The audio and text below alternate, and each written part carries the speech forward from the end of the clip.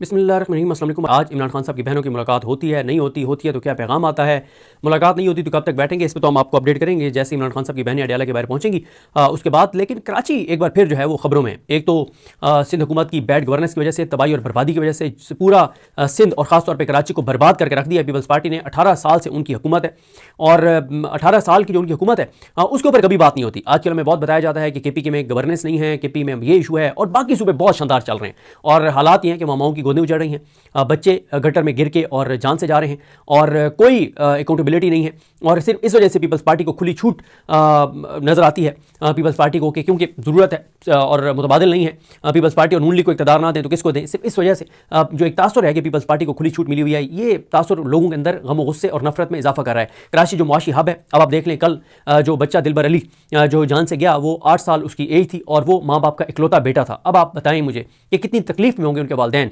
लेकिन peoples party और हालात ये हैं कि जिन्होंने कराची को तबाह और बर्बाद कर दिया, जिनका आज भी सबको पता है कि वहां कितनी करप्शन और लूट मार है, उस बिलावल भुट्टो जरदारी को जो है वो वज़ीर-ए-आज़म अगला बनाने की बातें हो रही हैं। और वजह क्या है? वजह है कि शहबाज शरीफ, मरियम, बिलावल, उनमें से ज्यादा ताबेदारी कौन दिखाता है। और हालात आपने देख लिए कि बेनज़ीर भुट्टो की बरसी के ऊपर आसिफ अली जरदारी ने और बिलावल ने बाप बेटे का मुकाबला था, बाप बेटे का शहबाज शरीफ से मुकाबला था, बाप बेटे का शहबाज शरीफ की भतीजी से मुकाबला था, नवाज शरीफ से मुकाबला था। इस वक्त इस बात मुकाबले लगे हुए हैं कि कौन ज्यादा ताबेदार है, कौन ज्यादा खुशामद करता है। इसलिए नहीं कि पाकिस्तान के लिए कौन बेहतर है, डिलीवर कौन बेहतर कर सकता है, गवर्नेंस में कौन डिलीवर कर सकता है, करप्ट कौन नहीं है, अवाम ने किसको चुना है, नहीं, बस ताबेदार कौन है, सर झुका के नौकरी कौन कर सकता है। ये इस वक्त पाकिस्तान के अंदर बदकिस्मती से क्राइटेरिया है। तो अब आप जरा इमेजिन करें कि अल्लाह ना करे, अल्लाह ना करे, अल्लाह ना करे, यही वाकया KP में हुआ होता, जो वाकया अभी हुआ है कल कराची में, तो इस वक्त टीवी चैनल्स के ऊपर कोहराम बरपा होता और इधर से टिकर्स आ रहे होते लिखे लिखा है इधर से, और बगैर फॉरवर्डेड एज रिसीव की तरह जो है ना वो चल रहे होते टीवी चैनल्स के ऊपर। कोई कॉमा फुल स्टॉप भी चेंज ना करता, एक गलती होती तो सारे चैनलों पे वही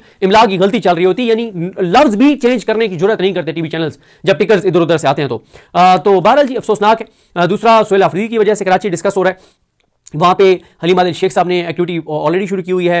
आलमगीर खान का भी आपने बयान सुना, तैयारियां हो रही हैं कि सोहेल अफरीदी की कराची जाने की। अब मुख्तलिफ तहरीक तहफ़्फ़ुज़ पाकिस्तान और तहरीक इंसाफ मुख्तलिफ चीज़ें डिस्कस कर रही है। मेरी इन्फॉर्मेशन ये है कि कल या परसों सोहेल अफरीदी के साथ तहरीक तहफ़्फ़ुज़ पाकिस्तान की क़यादत रब्ता भी करेगी और डिस्कस करेंगे कि इन्होंने इकट्ठा जाना है या अलग अलग जाना है।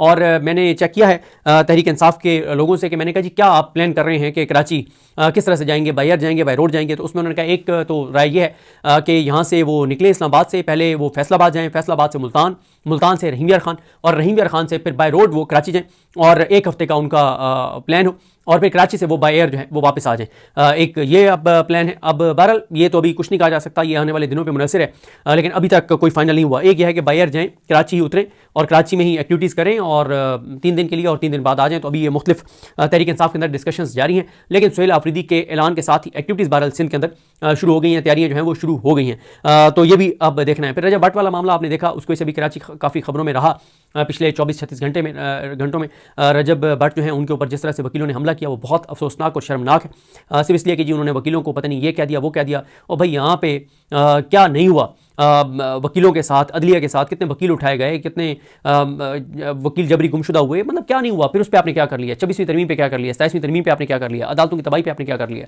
तो बहरहाल वो एक शर्मनाक वाक़या था जिसपे मियां अली इशफाक साहब ने सिंध बार कौंसिल को एप्लीकेशन दे दी है और जो सिटी कोर्ट के एरिया का थाना है उनको भी जो है वो एप्लीकेशन दे दी है। तो देखते हैं उसके ऊपर जो है वो क्या कार्रवाई होती है और होनी चाहिए। ये बिल्कुल कोई तरीका नहीं है, मतलब थोड़ा सा वहाँ के वकीलों को एहसास करना चाहिए कि अगर कोई मुल्क के किसी और हिस्से का रहने वाला साइल वहाँ पे अदालत के अंदर पेश हो रहा है तो क्या उसके साथ ये सलूक होना चाहिए था। अगर आपको ये लगता है कि उन्होंने गलत किया है, उसका एक और भी तरीका था, आप जाके उनको इनवाइट करते और उनको आप बुलाते, चाय पिलाते और कहते कि हम आपके सामने प्रोटेस्ट रिकॉर्ड करवाना चाहते हैं, आपने ज्यादती किया है, आपको अल्फाज नहीं करने चाहिए थे।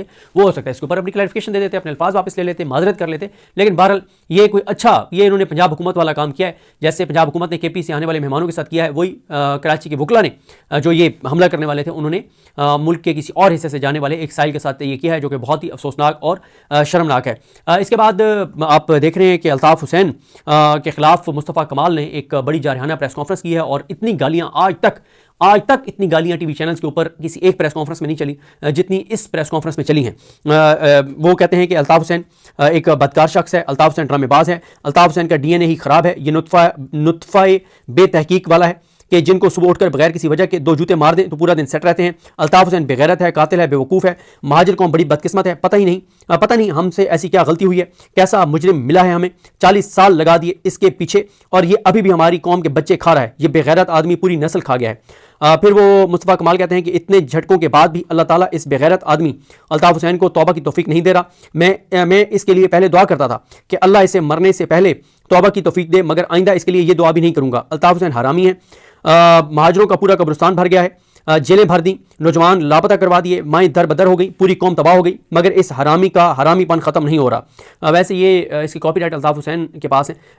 उन्होंने कहा था कि ये क्या हरामीपन चल रहा है, तो इन्होंने उन्हीं के अल्फाज जो हैं वो रिपीट किए हैं। फिर वो कहते हैं कि अल्ताफ हुसैन गद्दार है, अल्ताफ हुसैन शैतान है, अल्लाह ने हमें अपना गुलाम बनाया हुआ है। मुस्तफ़ा कमाल ये दावा कर रहे हैं अपने बारे में कि अल्लाह ने हमें अपना गुलाम बनाया हुआ है। फिर वो कहते हैं कि जो लोग आज हमारे साथ नहीं हैं वो कल को हमारे साथ होंगे। ये MKM लंदन की बात हो रही है, जो कराची में उनके फॉलोअर्स, जो लोग आज हमारे साथ नहीं हैं वो कल को हमारे साथ होंगे। पहले दिन तो लोगों ने पैगंबरों की बात भी नहीं मानी थी, हम तो गुनहगार लोग हैं।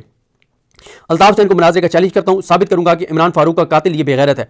मैं नमाजों में दुआ करता था कि ये आदमी तौबा करे और ठीक मरे, लेकिन अल्लाह ने इस पर तौबा का दरवाज़ा बंद कर दिया है। तो ये बहरहाल उनका है और देखते हैं अब चीज़ें कैसे जो है वो आगे बढ़ती हैं। और 2-3 चीज़ें और जल्दी आपको अर्ज़ कर दूँ। एक तो ये अपना जो शाहजेब खानज़ादे के प्रोग्राम में तलाल चौधरी ने कहा है कि अगर आप पेशावर और लाहौर का मुआवजा करें तो इतना ही फ़र्क है जितना पाकिस्तान और दुबई में फ़र्क होगा। यानी वो खुद मान रहे हैं कि पाकिस्तान दुबई से बहुत पीछे और दुबई बहुत आगे है। तो भाई पाकिस्तान पे 40 साल आपकी जमात में हुक्मरानी की, और दूसरा वैसे भी पेशावर का लाहौर से कंपैरिजन इसलिए नहीं बनता कि पेशावर के फैसले कभी लाहौर के फैसले कभी जो है वो KP में बैठे उन्होंने नहीं किए, जो बॉर्डर के परली साइड पे भारत के हवाले से, लेकिन पंजाब वाले इस्लामाबाद में बैठ के और अफगान पॉलिसी भी डिसाइड करते हैं, KP की पॉलिसी भी डिसाइड करते हैं, और उसकी वजह से बैकलैश आता है KP में। तो KP इस हवाले से ज़ाहिर है KP इफेक्ट हुआ है, और KP बाकी सूबों से इसी वजह से पीछे रह गया है क्योंकि KP के साथ जो बॉर्डर लगता है अफगानिस्तान के साथ, उसके सारे फैसले आज तक वफाक नहीं किए हैं। पंजाब का बैठा हुआ वहाँ पे जो भी बंदा होता है वो फैसले करता है कि अफगान पॉलिसी हमारी क्या होगी, कब हमने वहाँ पे जिहाद करना है, कब हमने अमेरिका के लिए वहाँ जाना है, कब हमने किसी और मुल्क के लिए वहाँ पे जाना है, किस उस पे जाना है, किस कीमत पे जाना है, किस मुआहदे पे जाना है। तो ये फैसले जब वफाक से होंगे तो उसका बैकलैश KP में आता है, और KP इस हवाले से कोई शक नहीं है कि पीछे रह गया, लेकिन इसके ज़िम्मेदार KP वाले हरगिज़ नहीं। और वैसे भी फिर KP वाले जो हैं वो 4800 अरब इस वक्त उनके पास 4800 से 5200 अरब उनका हिसाब किताब है जो वफाक ने उनका देना है। मुनीफ फारूक कहते हैं कि अगले 2 से 3 महीनों में GH को हमला केस में इमरान खान को सजा हो जाएगी। इस पे हमारे दोस्त रिजवान गलजई कहते हैं कि मुनीफ फारूक साहब हाइब्रिड रिजीम के गैर एलानिया तर्जमान समझे जाते हैं। वो जो बात आज कर रहे हैं अगले 2 से 3 महीनों में अदालतों से वही फैसले आएंगे। उसके बाद ये दावा कि हमारा सियासत से कोई तल्लुक नहीं बिल्कुल बेमानी हो जाता है। इसी वजह से फिर लोग इनकी संजीदा बात को भी संजीदा नहीं लेते। तो बहरहाल एक और आखिरी बात, हसन अयूब साहब वो भी एक स्पोक्स पर्सन है इस वक्त जो रियासत पाकिस्तान है उसके, वो कहते हैं कि साल 1.5 साल में ज़र मुबादला के ज़खायर $60 अरब तक चले जाएंगे। और ये जनाब उन्होंने कहा है कि फील्ड मार्शल जो हैं वो मुकम्मल तामुन करेंगे, वज़ीर-ए-आज़म और मुआशी टीम को भी बता दिया गया है। तो उस पर फिर सनाउल्लाह खान साहब ये कहते हैं, जो जर्नलिस्ट हैं, वो कहते हैं कि अल्लाह करे ऐसा हो जाए, मगर ये कहाँ से आएंगे, एक्सपोर्ट मुसलसल गिर रही है, इन्वेस्टमेंट हो नहीं रही।